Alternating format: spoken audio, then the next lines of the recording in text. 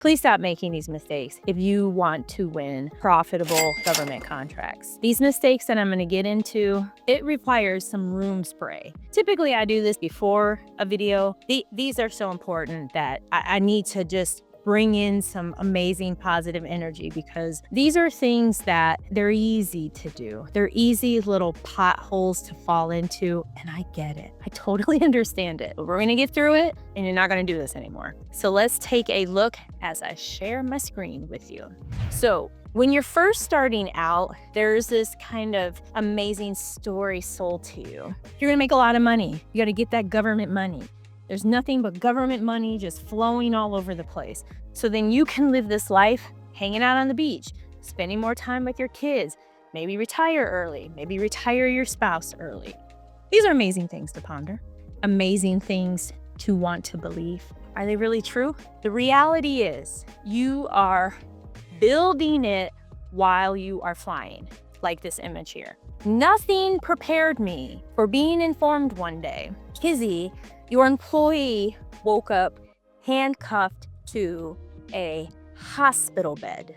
Nothing. Maybe there's a YouTube video on it. Who knows? There's a lot that you are going to encounter as an entrepreneur. Because once you enter that government space, whether you are a prime or a sub, you are an entrepreneur. The first mistake that so many make that are costing you money, costing you business in the federal government, is a poor business model. And you may be wondering, well, what do you mean by this? Please explain.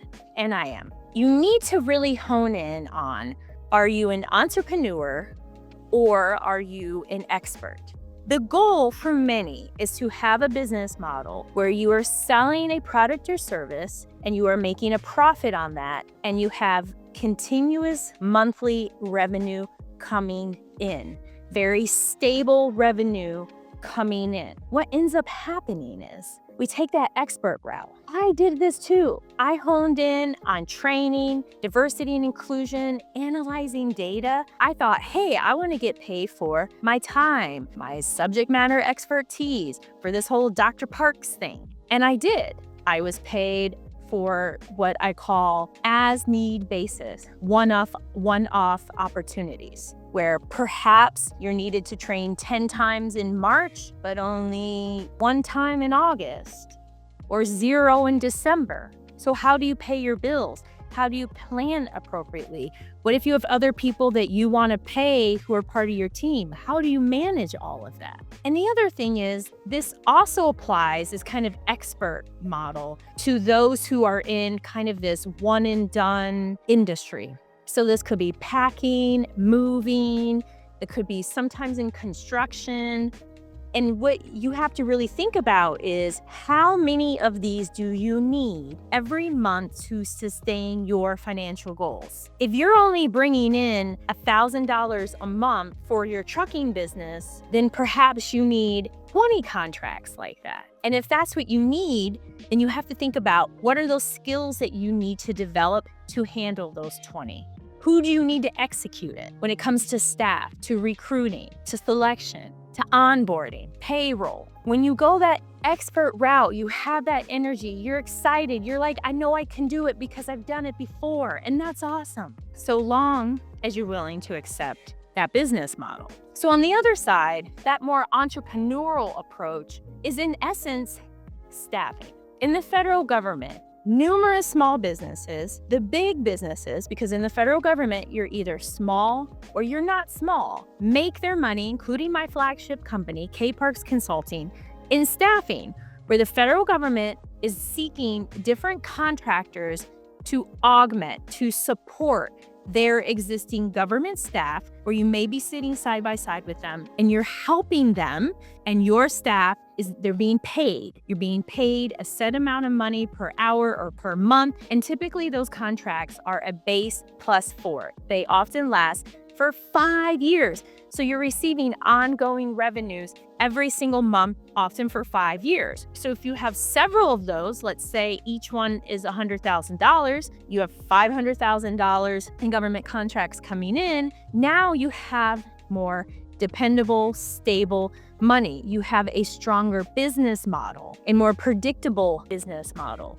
You can, of course, expand. Maybe your focus is IT and you decide, hey, I maybe want to get into emergency services or staffing firefighters. Or perhaps you're like, hey, I'm kind of interested in some of these training opportunities and these one and done things. Maybe I want to do that too. You can definitely go back and forth between the categories, but you need to really understand what you're involved in and what all this entails in order to have a long-lasting business. It has been said, according to statistics, 20% of businesses close within the first year. 20% of businesses. So what I have here for you is horrible. It's horrible to think about it. And that's why I love being here and to be able to help you, because you're not going to be that, because you're a GovCon winner. Because if you weren't watching this video, I don't know, but you are watching this video and you're going to do it. So I have in front of you this money-making idea formula. So at the end of the day, it must be profitable. Regardless of the model, it must be profitable. It has to be something that you enjoy. But the idea, gosh, that you want this amazing situation where it's reoccurring revenue every single month, so that you're not in a situation of, man, I crushed it in February. I can't believe I made $100,000. I've never made that amount of money ever in 1 month. And then come October and you're like, oh my gosh, anybody hiring? So it's important to be aware of that. The next thing is, I see so many businesses, and I was there too. You're too focused on the NAICS. When you reach out to different agencies, you speak in terms of your NAICS. When you're looking up things in SAM, you're really narrowed in on that NAICS code. When you're talking to those in industry, you're speaking in terms of your NAICS. It's just NAICS overload. I remember being at an outreach event. There are tons of different GovCon people, different entrepreneurs, business development personnel from all different types of businesses, all different industries. And I remember several of them said, you know, Kizzy, we can tell you're like a little micro company because of the information you have on your business card, that you're so focused on your NAICS codes. They said, look at the other companies, the big companies. Do you notice that? Are they focused on their NAICS codes? And I did. I was like, oh, wow, that was so honed in. I thought that's what you do. That's what you're supposed to do. And instead, it's value. That's what you should be focused on. The value that you're bringing to the table. What is that value? That's what the federal government is all about. Value over and over and over and over and over and over and over again. You are just crushing them with so much value, or the potential of the value. And what's key is, when you're engaging with the federal government and you're looking at opportunities, they should be those where you're able to demonstrate with certainty a situation, a solution that you provide or provided, and the outcome. If you're able to do that, then why wouldn't an agency want to work with you? You can help them envision it. Hey, you know, I was able to work with the state of Delaware. I was able to help them with some curriculum that was outdated. I was able to refresh it for them. It was completed way before the timeline of the opportunity. And they were so excited by it. They loved it. I ended up getting 5-star reviews. And as a result, the state of Delaware provided more work, as well as referred me to other agencies within the state. There you go. What government agency wouldn't want to hear that type of a success story? It's value. Focus on the value. The other kind of bonus thing is, you might want to come closer, y'all. This is going to require another sip. Sometimes the opportunities in which you can and will add value are not listed under the NAICS in which you think they should be. I know. Sometimes that doesn't happen. So when you're so focused on the NAICS, you're going to miss out. So hone in on that value each and every time. Free advice. Listen, I love free, y'all. I love free. I love free. It's amazing. When I talk about free advice as this mistake that's costing you money and costing you government contracts, here is what I want you to really focus in on. Many of these agencies, SBA, PTAC, some kind of group within your local area, the people there are lovely. They're amazing. Often they're energized. It's one of the greatest jobs because they're helping small businesses. The majority of businesses in this amazing nation are small businesses. However, how many of the employees connected to any of those groups I mentioned, maybe who you spoke with, have ever had a successful government contracting business? I know in my early years, I spent a lot of time and energy obtaining free advice from these different resources. I don't think any of them ever own a government contracting business. Maybe I'm wrong. Maybe that's changed.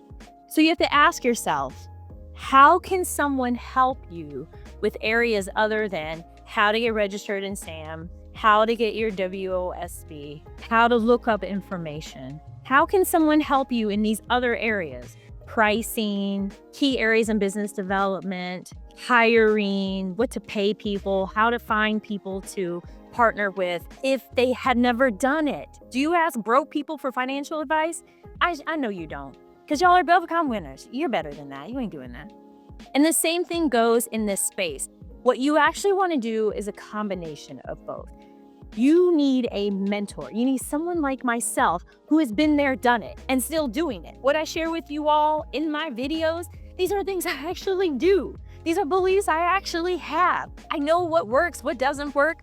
And if I haven't tried it, I'm gonna let you know. So you need someone who has been there, done it, who has received millions of dollars in federal government contracts and can show it and has an existing company. Or if you're in a really specialized field, reach out. Go into the dynamic small business search and look for a company in that particular field so you can find out more. Again, these other groups, SBA, and such, they're amazing for getting into systems and helping you with many of the nuances, as well as if you ever explore the JV program, definitely can be of help. Very technical, but when it comes to all that's needed to keep that plane in the air. So if you ever come across a situation where not once, but twice, there are false claims submitted to the great state of Ohio for unemployment, and one of them involves somebody who never worked for you, you'll be able to figure it out because you have a mentor who's been there, done that.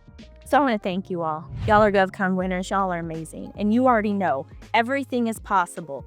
Don't give up. Keep at it. You're going to win contracts. And please subscribe, like, turn on that notification bell, comment, share. Until next time.